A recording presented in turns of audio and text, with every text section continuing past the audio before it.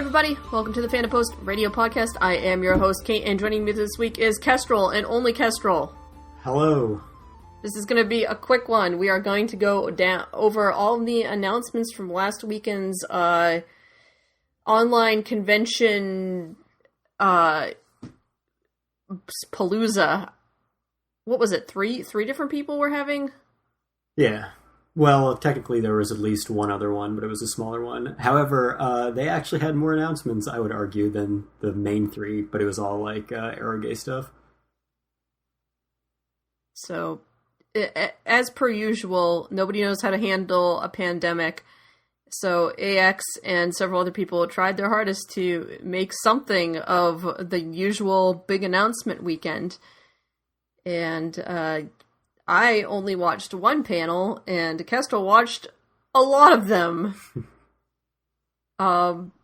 So, first off, Kestrel, what did you think of how these people went about covering a con remotely? I mean, some of it was okay. It was kind of amazing how the little anime lockdown con that happened months ago by a couple people who have never worked in conventions before was like more eventful than any of these run by Anime Expo, Funimation, and Aniplex. And even as far as announcements, like they just had like a little discotheque panel, and I don't even care about the stuff discotheque announces, but that was like absolutely more exciting than any of the announcements from these three cons, which is amazing because it's, you know, AX weekend. We're supposed to get big stuff. So yeah, as far as the conventions themselves, you know, there were lots of technical difficulties, as you might imagine. Funimation's was like really hard to find for some reason. So that kind of sucked, and they had it only on their own website. So it wasn't on like YouTube or Twitch or any of those other services, so you couldn't use like apps on any devices. Fortunately, my browser app on my Fire Stick worked well enough to play the video on their site, but it was still kind of annoying to navigate around. So yeah, that was kind of a minus on that, and just the fact that, you know, stuff would freeze and everything would be at a different time than it said, and, you know, sometimes panels would have just technical difficulties that kind of destroyed the whole thing. But for the most part, I mean, it was enjoyable enough. You know, Funimation's was like mostly My Hero Academia, I would say. I feel like half the things were related to that, just promoting that. I guess to their credit, they had some non-Funimation specific stuff, whereas like Aniplex was all straight up Aniplex stuff, and definitely more Japanese focused. So it was a lot of just like, you know, little kind of Japanese talk show type promotions of their shows. Oh no. Yeah, a lot of it was cringy because like where it gets real bad is, you know, a lot of these were just, you know, promoting an Aniplex show, and we have the lead seiyuu for it, you know, maybe 2 to 4 lead seiyuu. And the worst of them was when they were like, you know, the kind of Japanese promotion thing where they're being characters instead of human beings, and it's just kind of a big old cringy act.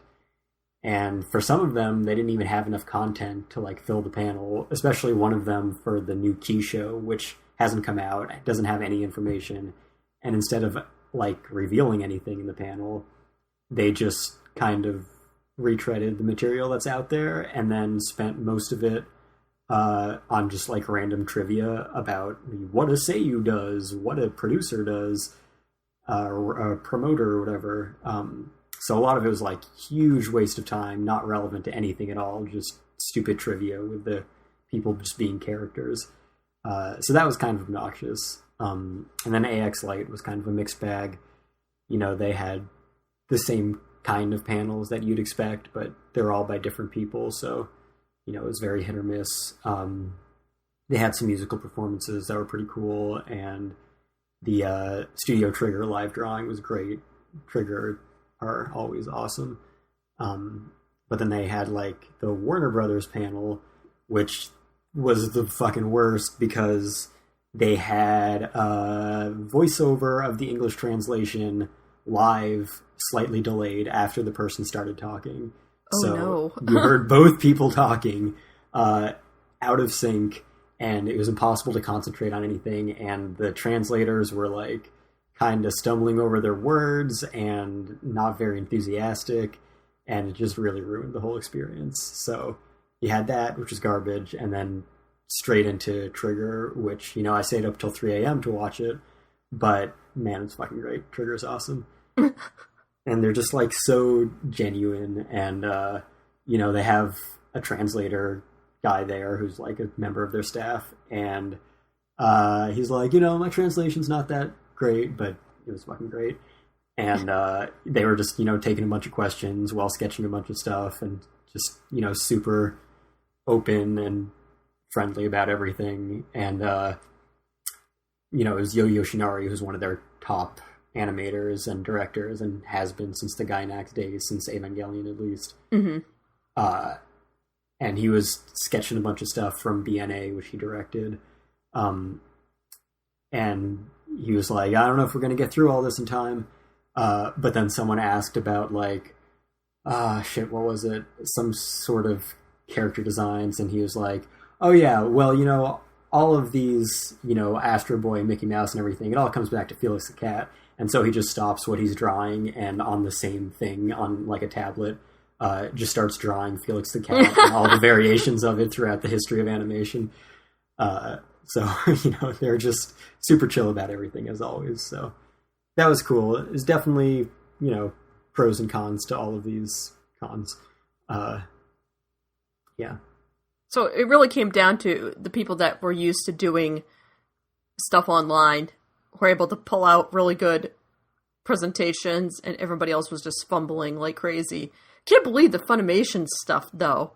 They were really only broadcasting on their own channel, huh? Yeah, so you had to register first, which I assume it was just to keep out bots or as many trolls as there might have been otherwise, because people love to shitpost on Funimation stuff. So they had that first, and that was on Funimation.com/FunimationCon 2020 or something, which was like the site they were directing everyone to. And that was just for registration, really, and didn't really have any information. So then on the day of, you had to go to FunimationCon.com, which I feel like wasn't really broadcast anywhere, and then sign in with your credentials. And then it was super hidden. There's a little menu icon in the top corner that you had to click on, and there was a live tab under that, and then you could choose the room you wanted to be in. And that's what you had to do to get to it.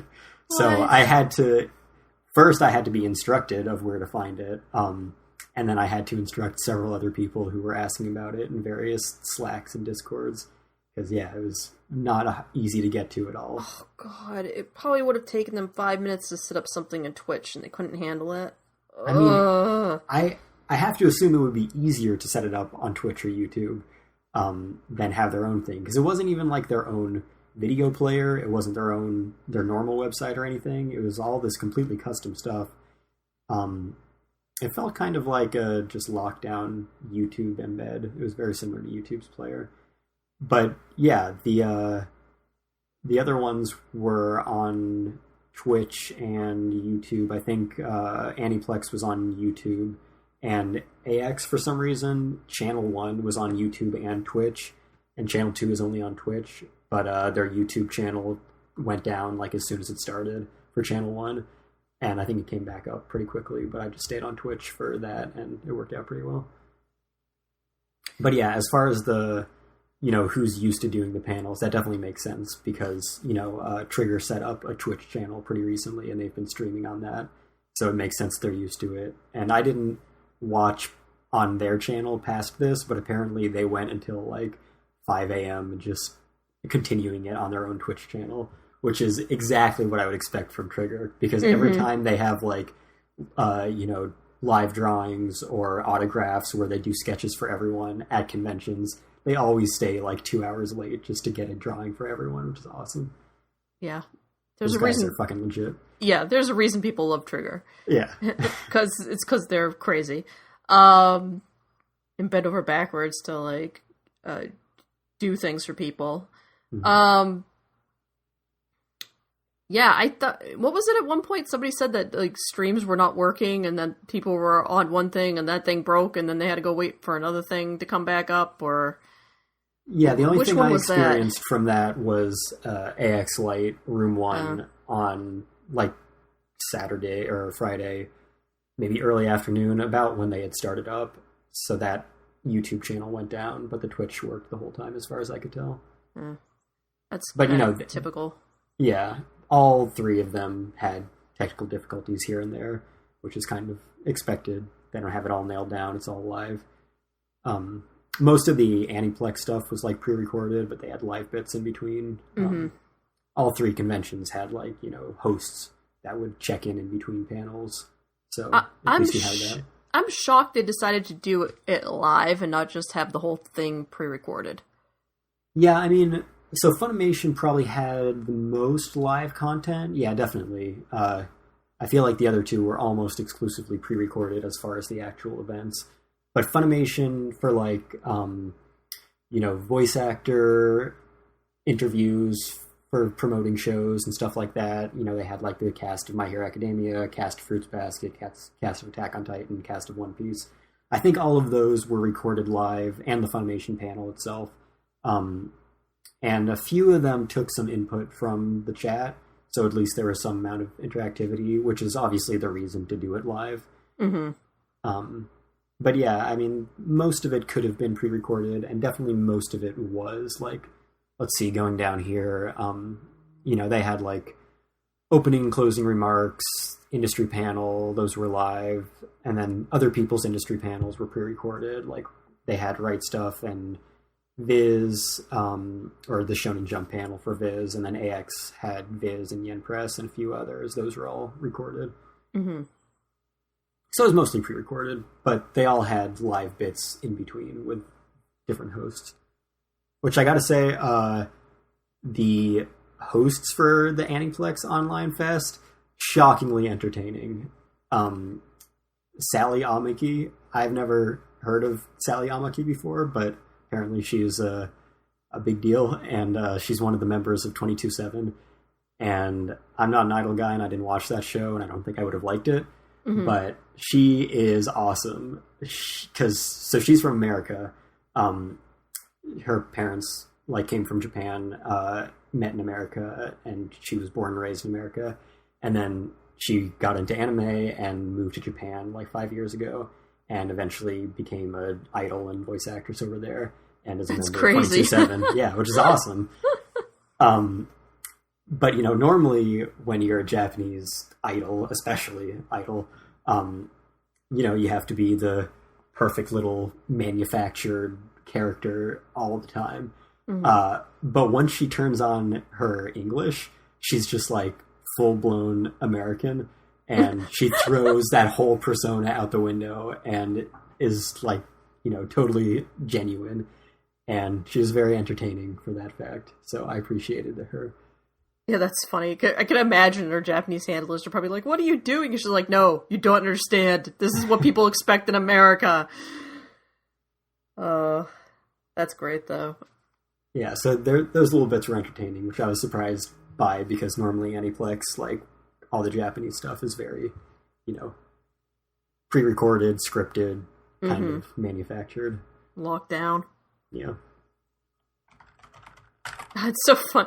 I keep thinking about the fact that, yeah, okay, you have Funimation over here doing their own thing, Aniplex over here doing their own thing, both owned by the same parent company. Now, that is a good point, because they did not really compete, because Room 2 of Funimation, or Channel 2 or whatever, for Saturday, which was the first day that Aniplex had their thing. So Funimation and AX were Friday, Saturday. Aniplex was Saturday, Sunday. So Room 2 of Funimation on Saturday was just the Aniplex stream. Huh. So, you know, they had their Room 1 in competition, I guess. But, you know, they had 2 rooms simultaneously the whole time, as did AX. So at least, you know, they had that cross-promotion there. Yeah, it's just so funny that it's like, even with all that, there are so many services that Sony fucking owns that they could have used, and instead it's just like, I don't fucking know, make another thing for Funimation. It's like, what are you doing? Yeah, I mean, I guess Sony must not be aware of that level of detail or doesn't care, because, like, you know, they already have their own streaming services, and it's not like they moved Funimation stuff over to that. Yeah. You know, it's not like Funimation simulcasts are exclusive to Crackle now or whatever. Is Crackle still a thing? I have no idea. I don't know what still exists or not anymore.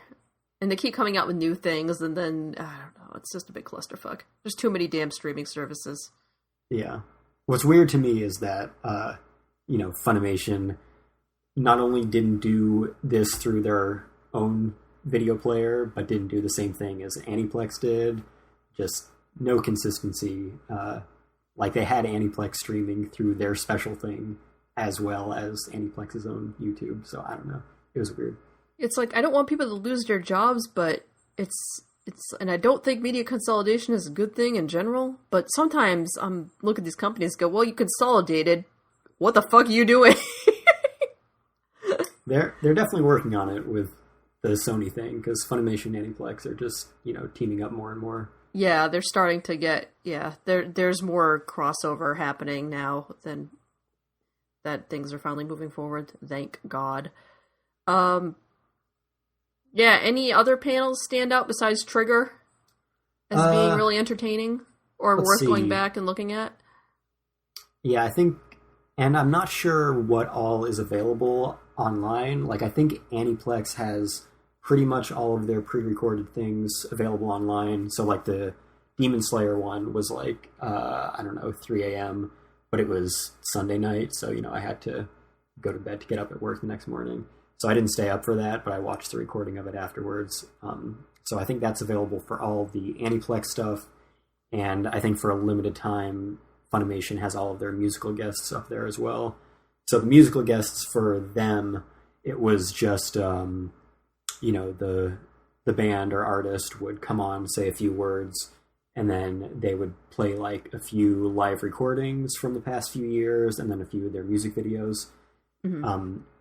And then AX, for their like concert event, they actually had, I guess, all of the musical guests that were going to be at Anime Expo this year. They had them do a performance specially for this in Japan with like no cool. audience. Yeah, so they had that recorded. I don't care that much about any of the musical guests they had, which is kind of surprising. Usually there's at least someone I do. Mm-hmm. But they were all fine. They had Yoko Takahashi, who does the Evangelion opening. So, you know, obviously that's a big deal, that song. Mm-hmm. But her style in general is like very much not what I would go to a concert for. It's mostly like this kind of weird 80s-ish trance. Yeah. And she has... So for one thing, I don't generally like concerts where it's just pre-recorded music and, you know, a singer. I like to have real live music. So there was that, and it was all kind of this weird down-tempo trance stuff. And she was just kind of, you know, swinging back and forth a little bit. You know, she's in her mid-50s, and she doesn't move around like the Jam Project guys do. Mm-hmm. And then she had two backup dancers, these two guys who, I mean, I don't think I'll ever understand backup dancers, but these guys were terrifying. Like, they just had this super creepy expression on their faces the entire time and were like so into their movements, but somehow their movements didn't match the music or her movements or their facial expressions or anything. And it was just so intense, and I think I'm probably going to have nightmares for a while. So that was kind of terrifying, even though, you know, the Evangelion opening is great. Grand Rodeo was the headliner, and yeah, they're a pretty good J-rock band. They've done a few anime openings and stuff, so that was entertaining enough. Also, both Funimation and Aniplex had DJs for like a virtual rave, I guess. That's weird. Yeah, and Anime Lockdown did this too. And I don't think I'll ever understand DJs. I just don't get it. Like they only make sense if they're making their own music. Other than that, it's like, what do you, huh? Like, I could get it back in the day when, you know, you had to, like, do all the shit live and it was kind of impressive. Yeah, back in the days of sound systems and broadcasting out of the back of a fucking truck. Yeah, okay, that makes sense, but... Now it's like they just throw together some remixes or whatever and then, like, press play and, you know, make it look like they're a DJ back in the day where you had to do everything live. So I really don't get it. Like, there are some, you know, songs I like, but it wasn't much more than that. It was just that and, you know, some guy, I feel like, just not actually doing a single thing. Like, I feel like he did a slightly modified remix. Most of them were just the plain old songs. They weren't, like, very creative at all. And then, you know, doing his DJ moves. Half the time, he wasn't even behind the booth. He was just, like, in front dancing and like lip syncing and stuff, pounding his fist. Like, what is the point of this? I don't get it. So yeah, that was all kind of weird. But yeah, as far as AX, I would say if they're available online, I think the concert thing was not supposed to be. So if you missed that, probably tough shit, but it wasn't that great for a concert event, I would say. And you know, if those backup dancers can be lost to time, so much the better. That sounds like the only thing worth checking out to me. It's like, yes, I want to see the nightmare. I want to see what that looks like. At the end of the event, they credited everyone. So like, which is awesome for like, you know, actually crediting the musicians. I forget who it was. I think it was a Love Live girl. But she has like a solo career and she's also the singer of a band that I wasn't aware she was the singer of, which existed before Love Live. So she was all right, and I think it was her who had like a kind of acoustic little setup there with a bunch of people just playing kind of unconventional instruments for J-pop. So that was nice, and they credited all of them, which was super cool. But they also credited all the backup dancers. So I have a screenshot of the people's names who I will never forget. So that was an event, if that's available. The Studio Trigger thing was great. Those are probably the only two AX things that were really worthwhile. There was let me find it. It was the Orange panel. So they had like people from Beastars, which was the part that I watched. And then they had like Idolish 7 because they did one of the music videos for them. That was a good panel with perhaps the worst subtitles I've ever experienced in my life. Like, the person definitely wasn't very familiar with English, and they definitely didn't have any spell check systems, and they definitely were writing the subtitles at the speed of the translation. Wow. Because it was just like, you know, smacking your head against the keyboards kind of quality. Incredibly bad, incredibly inconsistent, incredibly unprofessional. But the content itself was pretty good. There was some interesting stuff about, you know, their studio and their CG production, how they approach it, and, you know, why they can make stuff look as good as Land of the Lustrous and Beastars compared to so many of the other studios. Again, I don't know if that's available, but it was decent. Definitely don't try to watch the Warner Brothers panel, because that was just awful. Funimation stuff, let's see, you know, their musical guests were whatever. It was mostly just music videos and stuff. Industry panels didn't really announce anything. So voice actor Q&As and, you know, events for particular shows, your mileage may vary depending on how much you care about the show and the dub and the English cast. So the Fruits Basket one, you know, was entertaining enough. I haven't actually seen the Fruits Basket dub, but these guys are pretty entertaining. They had a few My Hero Academia ones. I watched part of like a game show thing they did, which was like My Hero Academia trivia with the voice actors. That was okay for what it was. Attack on Titan, you know, I love that show. I love that dub. I love the people involved with it. Mm-hmm. So it was pretty good. But I felt like, I don't know, it wasn't quite as entertaining as the Fruits Basket one, maybe just because of the people involved, maybe the host. And then the One Piece one was kind of similar to that. Having Mike McFarlane there is always good because he's kind of the very passionate, great ADR director who's like an encyclopedia on these shows. So those were all right. I don't know that there's anything from Funimation that was like really exceptional. It was mostly just promoting their stuff and mostly My Hero Academia. Oh, I guess one standout from them, it was a very short little like in-between panel kind of thing. I guess one other thing from them, they had the Sakura Music Festival, which was, a big like event that happened with a bunch of artists last year. So, it was footage from like a Blu-ray that you can buy, but it's not very available here. So they streamed some of that, and they had like performances from Lisa and Air Aoi and some cool collaborations and stuff. So that wasn't bad, but it just wasn't like, special like the AX one was.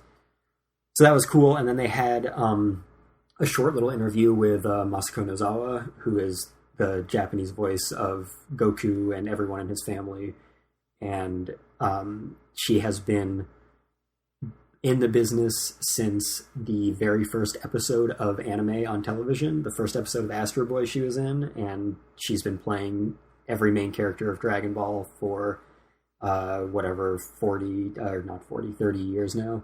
More than 30 years, almost 35. And they had an interview with her, which was cool. Obviously, it was pre-recorded, but it was pretty great. There was one line early on where she implied that she had never been directed to perform a line differently. Like, every line she had ever performed was just perfect the first time, which is incredible because, she's like had the longest career of any voice actor in the industry. So that was fascinating. And, she's like in her 80s and still screaming away as Goku and all these other characters all the time. So she's just a legend. And yeah, she was, we've heard some of these things before from interviews with her, but it's just cool to hear. They ask about like, how do you differentiate between all of these kind of similar characters who talk to each other in the same scene? And she's like, yeah, I don't know. I never really thought about it. I just see them and I become the character, and they all have their different nuances, and no director ever told me to do it differently. So it must be right. So that was cool. So I would say the two things for Funimation were the Sakura Music Festival, if you don't like have the Blu-ray or whatever, and that little interview, if it's available anywhere. And then some of the voice actor interviews were all right. For AX, I think I mentioned the ones that were kind of standouts: Trigger, the Lisa Annie live thing, and then, the orange thing, if you can stand the subtitles. And then for Aniplex, Sally Amaki is the best. So I don't think they have any of the footage with... It wasn't just her. It was like this... It was a few like expats. There was some guy who like does English narration in Japan. He was kind of weird because he had like his narrator voice on all the time, and he made weird. kind of weird rubbery Jim Carrey faces a bunch. But he kind of mellowed out and turned into a normal person, and they had some entertaining stuff with them, and they had like an Aniplex rep there too, and she was all right. So yeah, those bits were all right, but I don't know if they're available. But yeah, Sally Amaki is great. As far as their pre-recorded content, which I think are all available, what was good from that? They had a thing with Yuki Kajiura, who's one of the best composers in the industry. Unfortunately, it was all focused on Sword Art Online, and also seemed to cut off like halfway through, and then they just like... This was the biggest technical difficulty I saw from Aniplex. It seemed to cut off partway through and then switch to footage of the DJ playing, but they still had the audio from the other thing. So it was like a DJ performing, but not the right audio for that at all. And then it just was like a still screen of the Aniplex Online Fest logo, and then a little like short bump or something, and then back to the still screen of the logo. So yeah, that was rough. But that was pretty good for the content that was there, as long as you can, deal with them talking about Sword Art Online in particular. And, they had some messages from artists and played some music videos as well. That was about as interesting as the Funimation ones, I guess. And then, let's see, industry panels were all completely worthless. Aniplex didn't have much on the first day. They had a Kaguya-sama panel, which I wanted to like, and it was somewhat entertaining for the first part of it, but then they kind of ran out of content, and it just turned into the, here's some trivia about dating in various countries that aren't Japan. And so that wasn't very valuable. It was mostly like, what? They don't have confession culture everywhere? That's crazy. Yeah. Yeah, most of the, show promotions were playing clips, just like highlights, whether it was the voice actors, the seiyuu chose their favorite clips, or audience participation, what are the best clips from the show. And, that's not particularly valuable, but it can be a good opportunity to revisit some highlights of some good shows. So, yeah, there's some decent material in that, I guess. The Fate one of those was surprisingly pretty good. They all acted like normal people and respected each other. And they had some good material in that, but, nothing new, nothing that you need to watch. They had a panel with producers, how to produce anime, which is kind of interesting. You don't get that perspective that often. And, producers aren't the most interesting part of the process, but I still care about, every part of the process. And in some ways that was more interesting than, just seiyus talking, because, you know what they're going to say. It's all the same shit. Yeah, Promised Neverland, same thing as the other ones. Cloverworks had a panel with a live drawing with the character designer and animation director of the Bunny Girl Senpai franchise, and that was cool.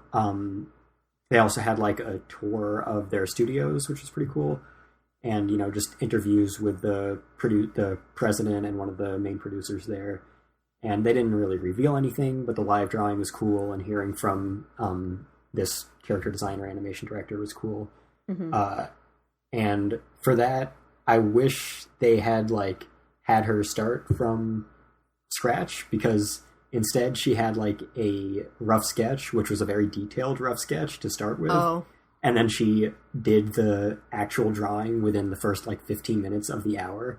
So it's couldn't you have done the whole thing in this? And then it would have been, more, it would have filled the time, and we would have seen it from scratch instead of basically already complete.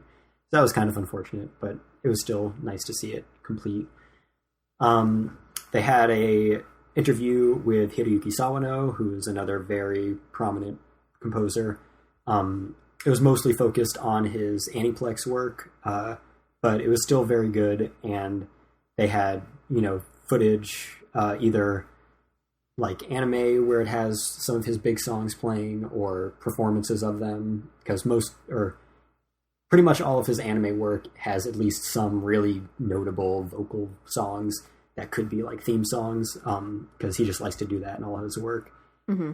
So there were a lot of really good tidbits just through his working process. He's very animated, very enthusiastic, talks very quickly.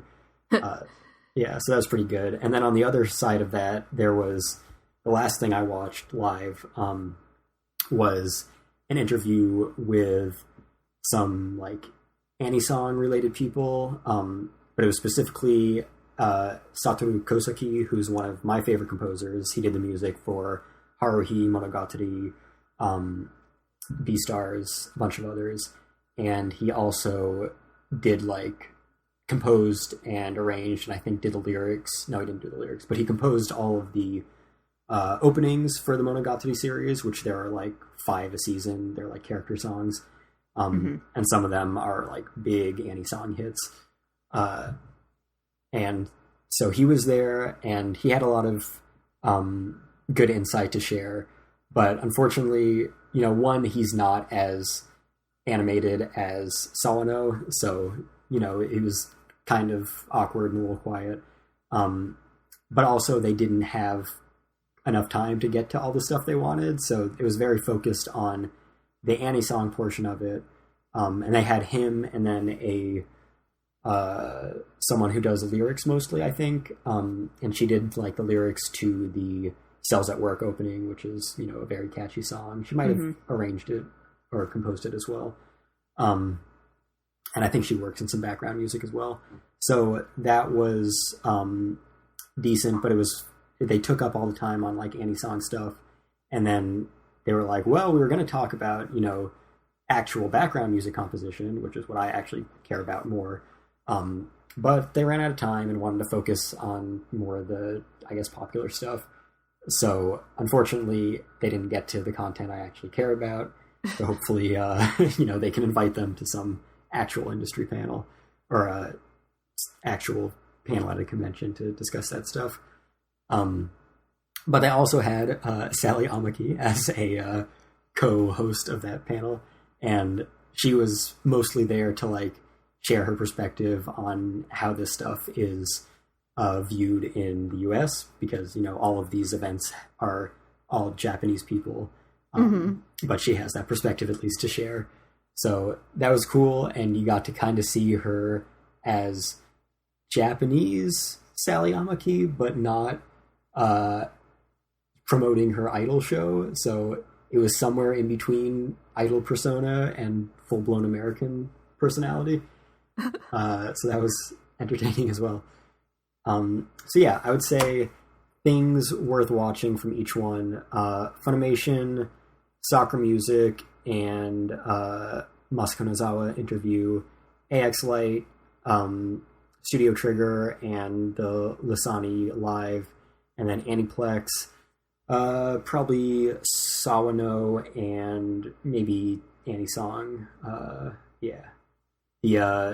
Their panel on The Day I Became a God, which is the new Key show, maybe the biggest just plain waste of time, because they had absolutely no content. Even the MC and one of the two guests they had on there, which was the one Seiyu who's been announced, repeatedly were like, why are we even having this panel if we have no content and can't announce anything? Like the Seiyu was like, oh, can I say some things? And then they had like a publicist there. That's the word I was looking for Aniplex for the show. And he was like, nope, can't say anything, can't reveal anything. And they were both like, why are we doing this then? This is completely worthless. What are we going to talk about for an hour? Oh, God. Yeah, so definitely ups and downs. I would say probably nothing throughout the entire weekend that I was super excited about. Obviously, it's never going to be as interesting as being at an actual convention for many, many reasons. But yeah, I was expecting, something a little more interesting throughout the 40-ish hours that I watched of it, of all of them. Yeah, that's like, it's unfortunate because like, even just watching like an industry panel, I realized, I'm like, oh yeah, industry panels are actually kind of boring unless you have a full room of people yelling every time something is announced. And I mean, really, industry panels are boring even with that. Yeah. And they've been getting worse and worse, just turning more and more into, here's a bunch of trailers from our YouTube channel. Yeah. And then maybe you'll get an announcement at the end, but those are becoming less and less because, everything's just going to be announced online immediately. So it doesn't really matter whether you do it at a convention or on your Twitter or whatever, your blog. So those have been... That makes a great segue for the first of my manga announcements that came out during all this stuff. Yeah. Because leading up to the majority of these panels and stuff, Seven Seas just did one of their usual week of announcements, basically, except they titled it "Who Needs." They had some catchy title for it that was basically like no panel, no problem, or no con, no problem, or something. No panel, no problem. But this is how Seven Seas always announces all of their stuff. They just do it online on Twitter. They pick a random week and say, "We're announcing stuff this week. Come back here every day for announcements," and just stagger them out. But yeah, like, a bunch of other most of the manga publishers had some announcements. The only person that I don't think really did was maybe Kodansha. Yeah, Kodansha didn't have anything. I'm trying to think, is there anyone else big who didn't have anything? Dark Horse didn't have a presence there. They're usually at the Comic Con anyway, and not usually at the... No, I see Dark Horse at all the anime conventions I go to. Oh, okay. Usually, in fact, I feel like... At A-Kon, I think they were the only industry panel at the whole thing, which is kind of bizarre. That's kind of crazy. Yeah. Yeah, so there was a lot of manga announcements over the course of the weekend. Probably a lot more exciting than any anime announcement because everything has been pushed back so badly. Were there any, like, announcements? I think, what was it, Funimation announced one pickup for the fall or something? Yeah, I think they announced a few things for the fall. I think both of them and Crunchyroll, they had a bunch of stuff for summer, most of which was supposed to be spring, a bunch of stuff for fall, most of which was supposed to be summer, and I think one or both of them had something for, like, early next year. But it's like, simulcasts, they're going to go to those two companies, they're all going to get picked up, they're all going to get announced online within the next week or two if they didn't have a convention at all. So there's nothing really exciting about them announcing simulcasts. Yeah. But yeah, they announced some stuff. But the manga and light novel announcements were definitely the majority of it. It's just a lot of stuff that, like, I've never heard of. I don't know if any of them are very interesting to people. There are a couple of things in here that got people's attention, but mostly because of their existence of other material or by those creators. Yeah, like, I know there was one thing from Odasawa, and that was kind of the only thing that, got my attention. Yeah. So I'll start with Seven Seas because they went first, because they always do. Well, Viz went first, didn't it? Or Seven Seas, I guess, had their Twitter. Seven Seas was doing this, like, Tuesday, or I don't know, Tuesday, Wednesday, or whatever. They did their usual slew of announcements stretched out over a couple of days. A White Rose in Bloom, which is a Yuri manga. It sounds like it. Yep. That is the most Yuri of titles. Then they... manga and light novel series of Muscles Are Better Than Magic. Is that Mashal? It is...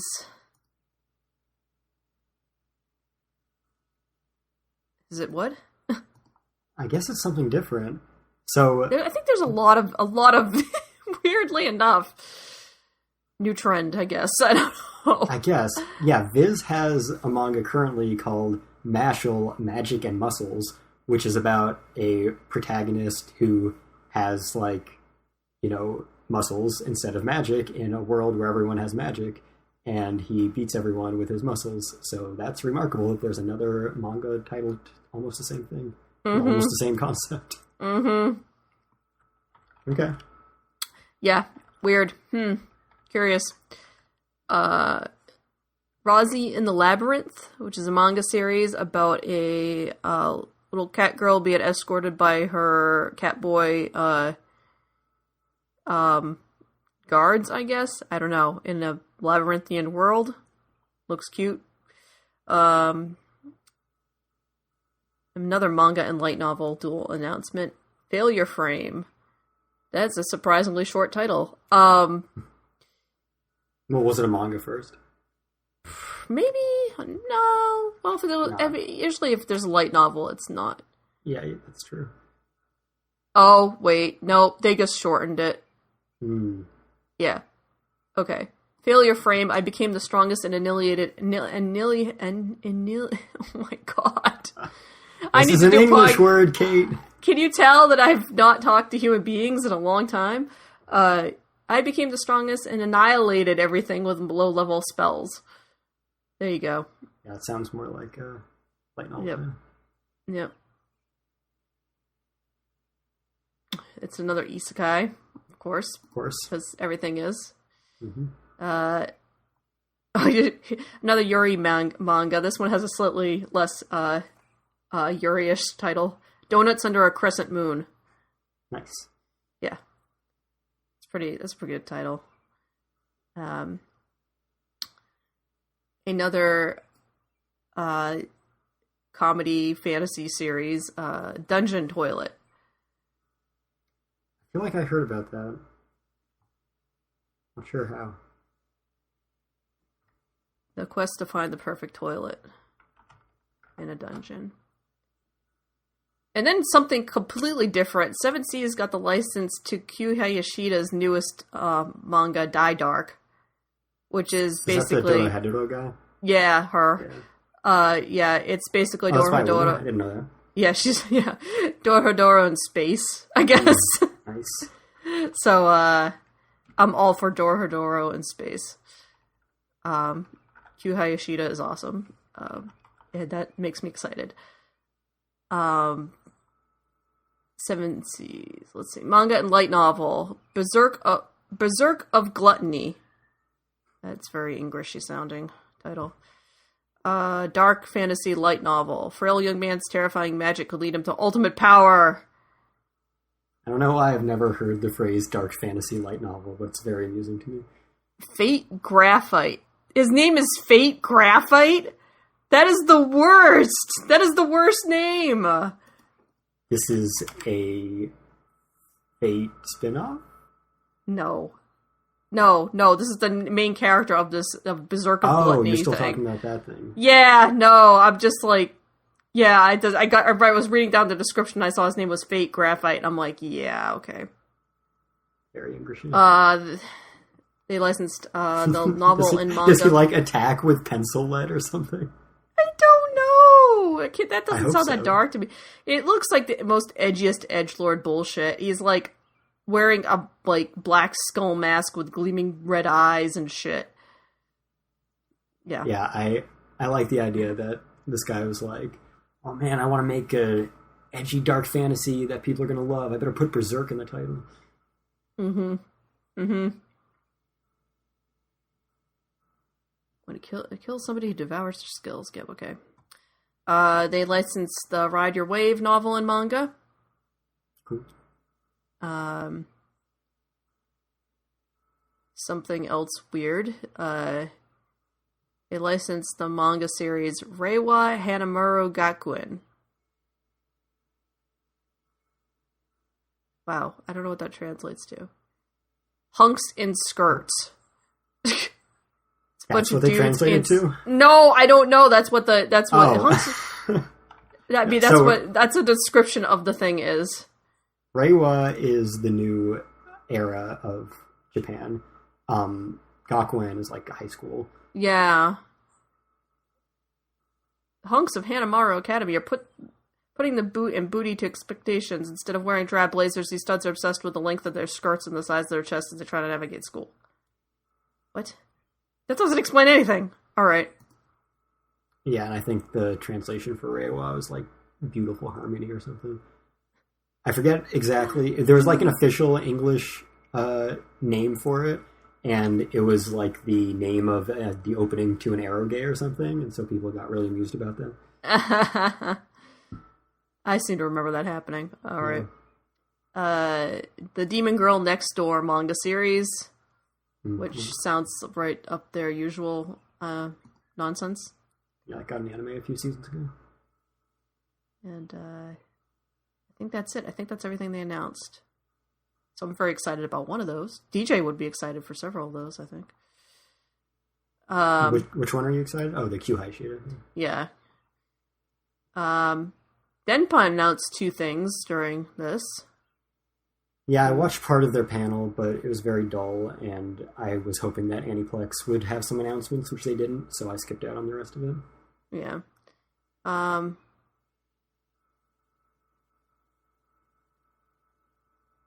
Maybe 3 licenses.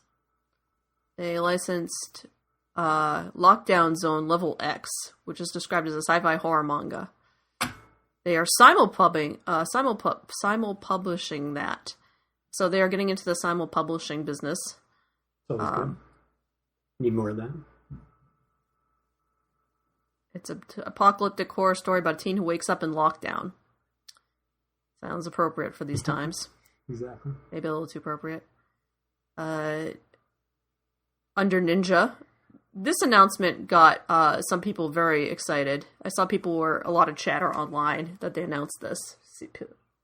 Or, well, I don't know, what's a lot of chatter from manga Twitter? I don't know. Some people were very excited about this, so I guess this must have been a requested title for them.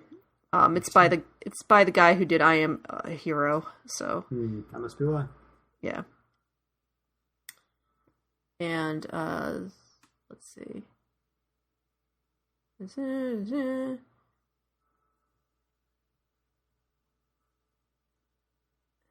I think that was their big announcements. Everything else was just a rundown of everything else they've previously done. Who goes next? Do I do J Novel Club, Yen Press, or Viz?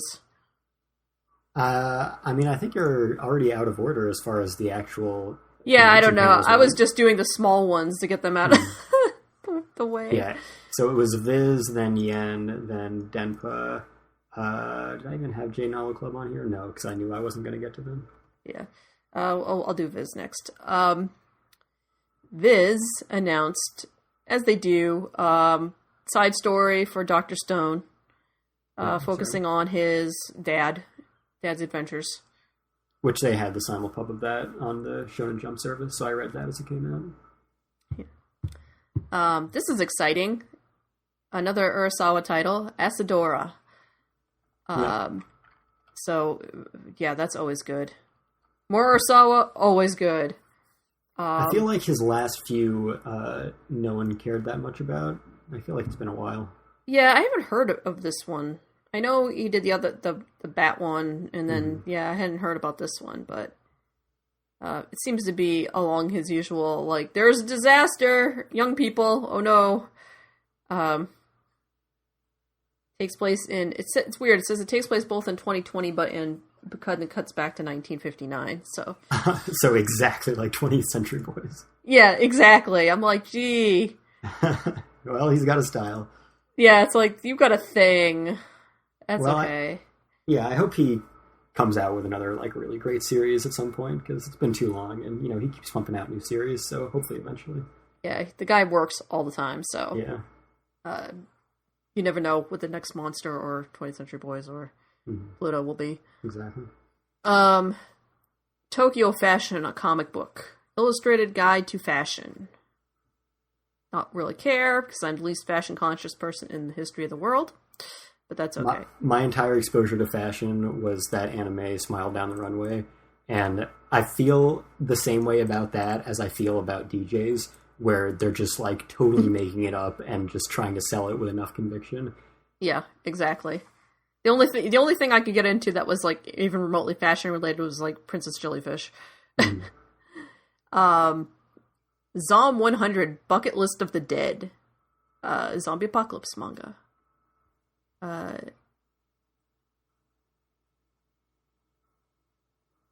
Which is about people trying to complete their bucket list after the zombie apocalypse, which is kind of fun. The illustration for the cover is really fun. It's a guy on a motorcycle with a girl behind him, at like popping a wheelie. It's cool. Beast Complex, which is related to Beastars. Yeah, I do remember that. These appear to be animal people of the Beastar sort, so... Looks like it was kind of the prototype. It was her debut. So the yeah. By the way, I assume you know this. The creator of Beastars is the creator of Baki. The daughter... You cut out for a second. The daughter of creator of what? Baki. Really? Yeah. That's... Wow. I did not know that. That's crazy. Holy crap, okay. Interesting family, Yeah, that was an interesting thing in the Beastars panel, because, like, the director was there, and he was talking about, being a 50-something-year-old man, and it was written by, you know, a woman who's younger than me. So it was interesting hearing him like try to get into her perspective and like get input from, you know, younger female members of the staff and stuff. Anyway, go on. There's another Junji Ito story collection called Love Sickness. It has a very spooky looking cover. Moving on, Call of the Night, which is a vampire story.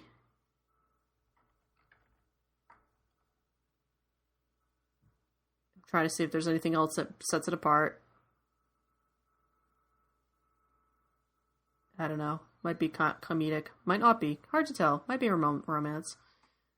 And the last thing they announced was The King's Beast, which is kind of a spin-off of Dawn of the Arcana, which I couldn't really stand. But set in the same world. And that's it for Viz. Yen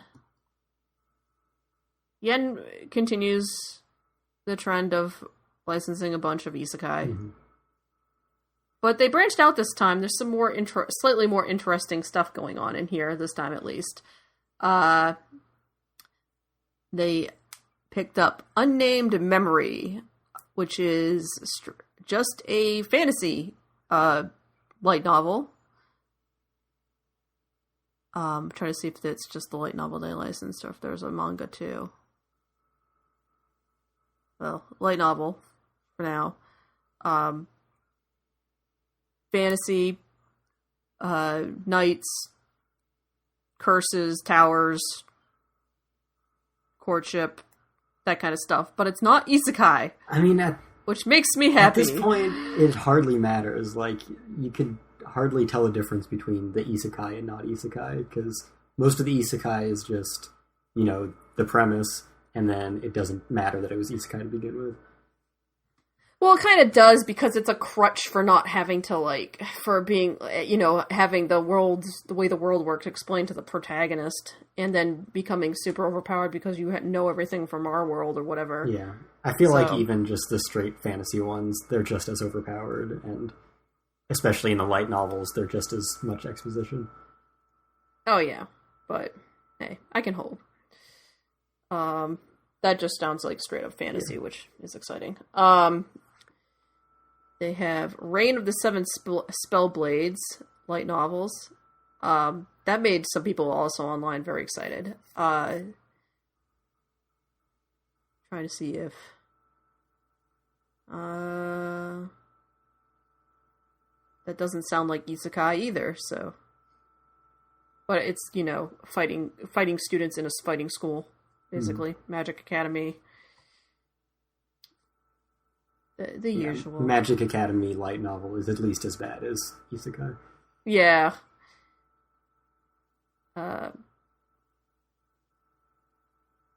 They picked up the... I really should have picked a better website to read these announcements off of. It's a little hard to parse. They picked up the novelization of The Place Promised in Our Early Days. Yeah, I feel like they have pretty much all the Shinkai novelizations. Yeah. Not really that surprising. Then we're back into the isekai. The World's Finest Assassin, reincarnated in a different world as an aristocrat light novel series. I wonder what that's about. Exactly what it says in the title. That's the joke. Another light novel series, The Angel Next Door Spoils Me Rotten. Which sounds like a straight-up romance story. Yeah, that sounds very harem-y. Yeah. Or maybe I was thinking a different one. It's got a demure-looking girl on the cover holding an umbrella. Making eyes at the camera. Then we're back to... the next thing they licensed reminds me heavily of Soma Spider So What, except without the isekai, which is King of the Labyrinth, but when I heard the description of this, it sounds like it's going to have almost the same exact formula as, Soma Spider So What, which is thing kills thing on level and progresses, which is not very exciting to read. I feel like I had heard mostly positive things about the spider one. You don't think so? I mean, I've been reading the manga, not the light novel version of it, but there's a lot of, I got all these powers, I am super powerful, I'm gonna kill this thing now, and it just kind of, I don't know, it feels like grinding in a video game, because that's what it is. They licensed A Witch's Love at the End of the World manga, which, is a Yuri title, I believe. It looks like the most Yuriest cover ever. And they also licensed Strawberry Fields once again, which is also, seems to be Yuri leaning. Yeah, I think that's right. And then just,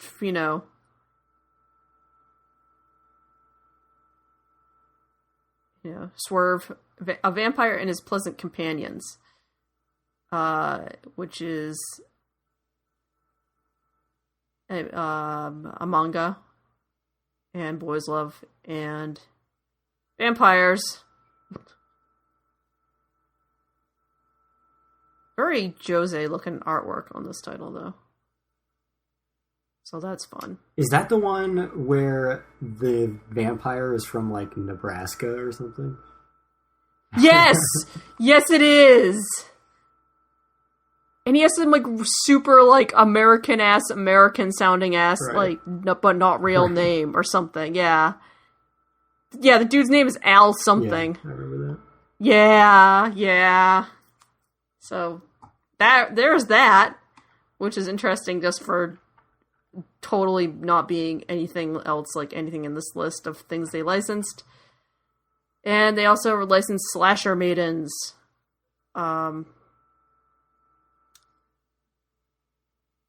Which sounds more like,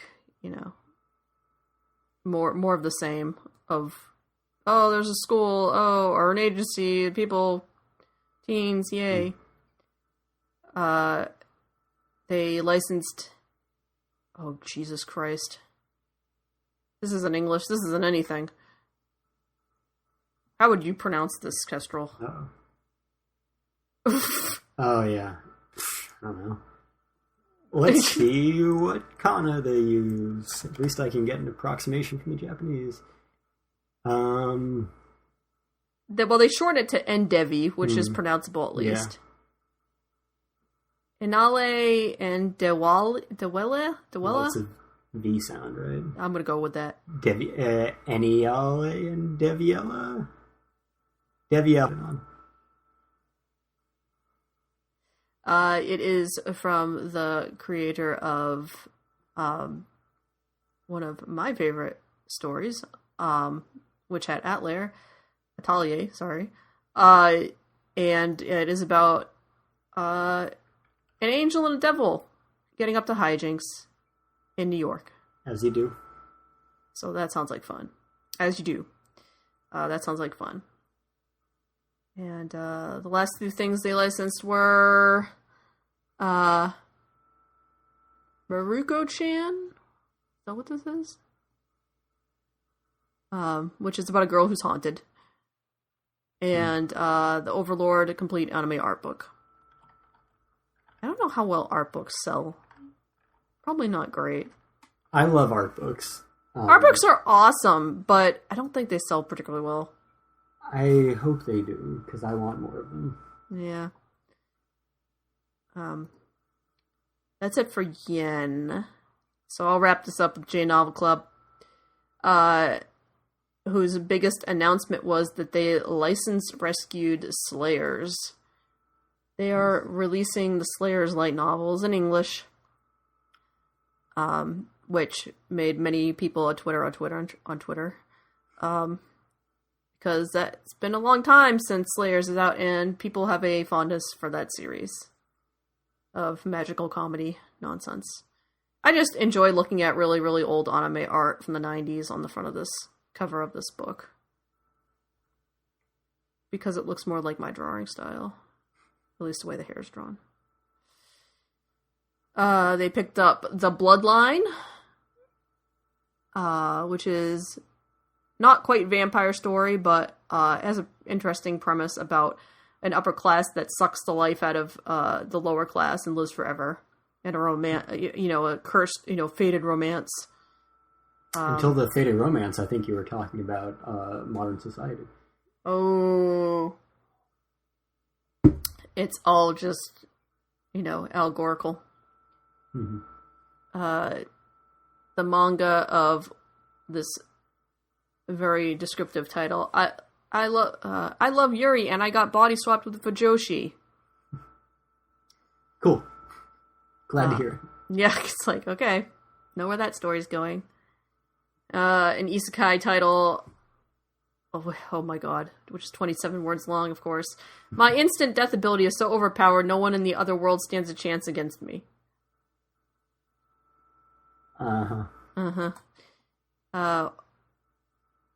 Holy crap. The titles just get longer. Wataru, the hot-blooded fighting teen, and his epic adventures in a fantasy world after stopping a truck with his bare hands. That is the full title of this other story. I found out why they do this with light novel titles in Japan. There's a reason? Yeah, it's because the books are shelved spine out, for the most part, on the shelves. And rather than people actually having to pick up the goddamn book and flip it to the... I don't know if I'm assuming in Japan they put, descriptions of what the plot is somewhere on the book. But no, they're just going to slap it all on the spine so that people can just get a gist of what they're going for by just walking by, apparently. Wow. Yeah. That sounds like a joke reason for why they do that. It's like, that was the best reason that somebody... I think, that, and somebody probably did it once because they're like, hey, check this out. Let's see if this works. And it did. And then everybody just went with it. Yeah, they've definitely been growing over the years. Yeah. Well, this one's pretty short. Record of the Wartenia War manga. Is that like the other records of wars? I don't think so. That's the weird thing. I'm looking at it to see if there's a reason, to see if it's related to, Oh, no, it's an isekai. So, no, it's not related to the other thing. This with similar titles. A Lily Blooms in Another World. Isekai Yuri. I could tell. Literally, both of those words are in the Japanese title. Uh-huh. Isekai Nisaku wa Yuri no Hana.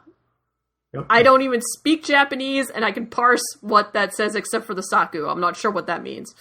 That's bloom. Yeah, which now I can parse as bloom, so now I know all those words, including the particles and the possessive. That's what I should just do with my free time, learn Japanese. Oh, mapping, the trash tier skill that got me into this top tier party. About somebody who's really good at mapping, apparently. Oh no! Okay, and they licensed the manga, the same thing. They have a story called The Sorcerer's Receptionist. Not isekai, just cute girl being a receptionist. The Black Summoner.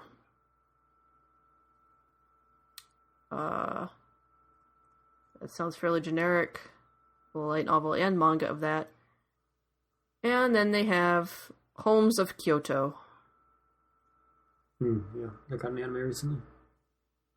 So, interesting stuff there. Good that they picked up Slayers. That's cool.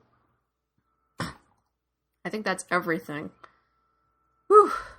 I haven't done that in a while. That was kind of fun. I like mispronouncing everything under the sun. It's fun. I mean, these were mostly, translated. Yeah, I wasn't going to attempt to Except for that one I did read, but I could pronounce that. They were short words. Yeah. All right. Do we have any recommendations? I should probably have some recommendations. I should see what came out. Oh, I have a recommendation for something that's not going to be released for a while, but I don't know when it's actually going to come out. I got into the beta for Genshin Impact, which is a Chinese-developed AAA JRPG of the action variety. It takes a lot of inspiration from the most recent Zelda titles. And yeah, I was going to say, wasn't that the one that everyone was like calling a ripoff or something? Yeah, it's not, I mean, you can climb around, you can use elements and there's some reactive environment stuff, but it's way more narrative heavy. There is a storyline there that's like, more of a follow through. There are, more traditional quests. You can go back to a hub. There's like different towns and stuff like that. But it is a large open world action RPG with stuff to find everywhere. And the interesting part is when it gets released, it's going to be free to play because it has a gacha system where each area has about. They give you enough they give you like one of each like elemental characters so that you can actually achieve challenges. But then there are a bunch of different other characters that you can recruit. They all have their own storylines and stuff. And they all play slightly differently because they all have different weapons and techniques. Some wildly different, like you get a girl in your party who is a bow user, and you can actually have to aim and target her shots. And there's an ice user guy. He can freeze like areas to walk over water. It's all very reactive. The game is absolutely stunning looking. Everything is just immaculate. Like the scenery is gorgeous and fantastic. There's weather effects. You can see the water dripping off your characters. This beautiful anime art style. The voice acting is surprisingly solid in every language that it is in, and it's dubbed into like 6 different languages or something. And you can set independently like the text language and the audio language. So it's going to have gacha elements when it comes out. So if you want to collect all the husbandos or waifus, you will probably have to fork over quite a bit of cash. But I've played like some ridiculous amount of hours in just the beta, like 30 or something, 30, 35. I don't know. I've had a lot of free time. And I want to stop because I don't want to have to go back and do all this over again. But I'm starting to think that wouldn't even be such a bad thing because I'm enjoying the game that much. So it's going to be out probably later this year, at least the first, portion of the game that's coming out. It will have updates. It's available on PS4, PC, mobile. Don't ask. I don't know how that works. It looks like, I guess it runs fine. It hurts a little bit on the base PS4, but it just hasn't been optimized yet, I think. So I'm sure it'll run even better. I haven't run into any major bugs. Just some audio glitches and a couple of loading glitches, and that's it. And it's kind of amazing. I can't believe they're going to release that as a free-to-play game here. They should really just charge for it, but because they don't have to. And it's got co-op, so you can go dungeon hunt and roam the world with your friends. And cool. They have no excuse because it's free. So that's hopefully going to come out later this year. Because I could sink millions and millions of hours into that. Millions of dollars. And millions of dollars. No, I mean, I might throw some money at it just because they have like 500 employees in China or something working on this game. And honestly, it's one of those games where I wouldn't mind throwing money at it because it's so well made. So. Wow. Yeah. High praise. High praise. Like, I play a lot of video games, and it takes a lot to wow me, and I was not expecting that level of anything from that. Nice. Yeah. It's very enjoyable. So, is that your only recommendation? I'm looking through what's coming out, what came out. Release date.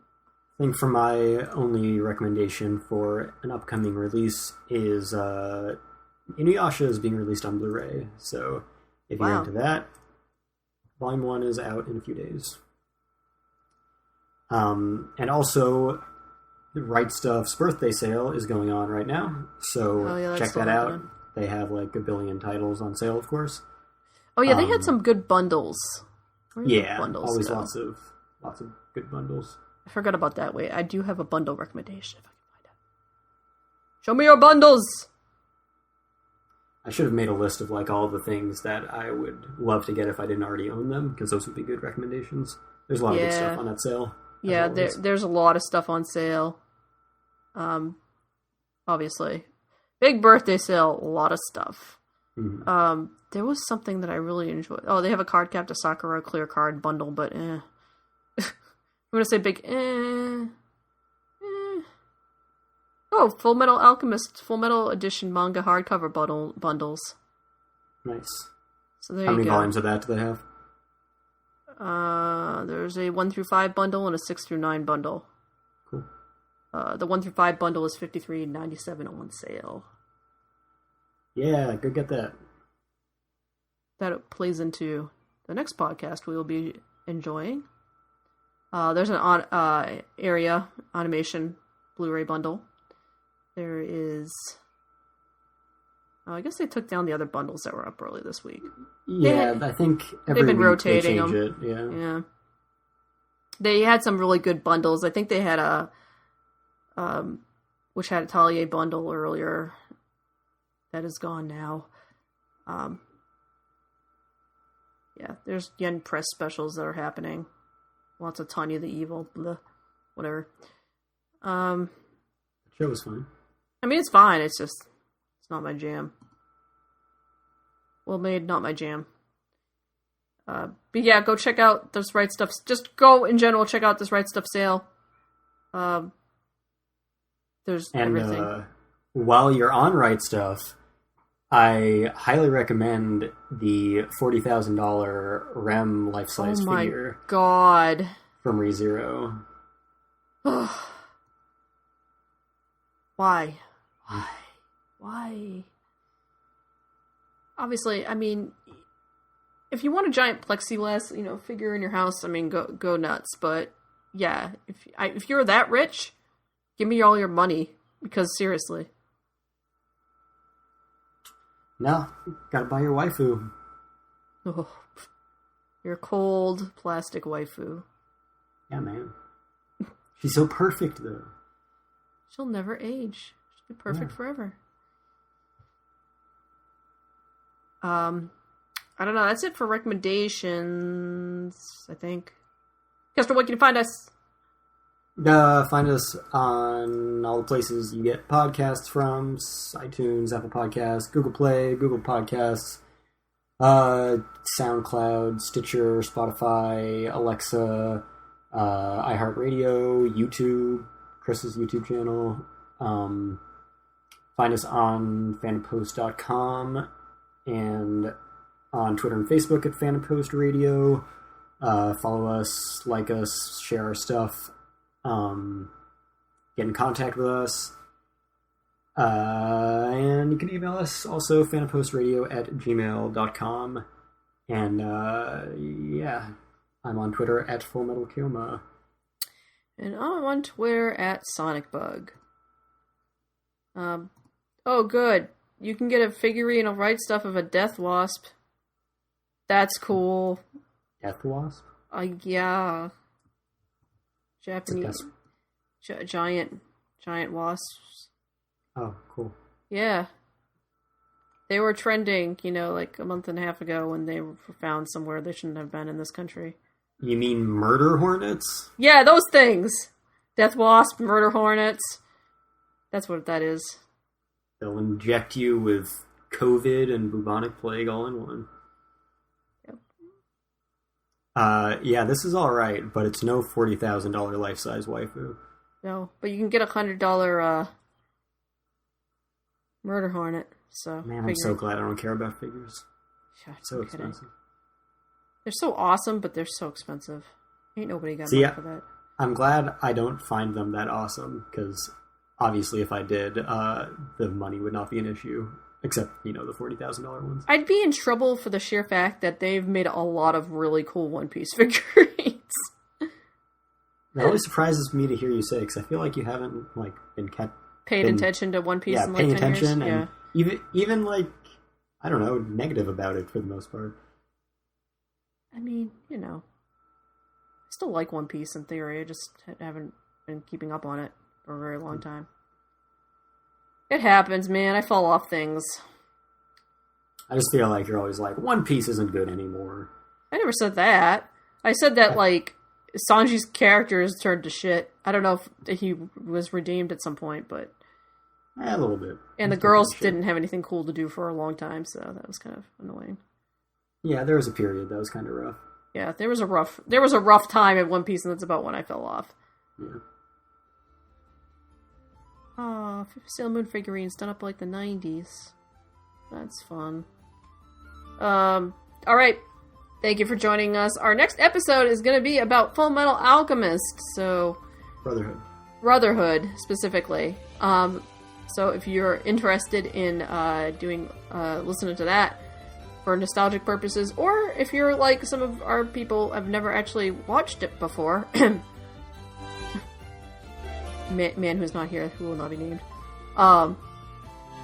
Then, I don't know, tune in. It's gonna be spoilerific, actually. Don't turn in if you've never seen it before. No. The plan is the first part will be spoiler-free specifically for those people, and then we'll make a clear break and then allow spoilers after that point. Oh, cool. So, yeah, you should totally check out our next episode about that. And thank you for joining us, and you'll hear us next time. See ya. Bye.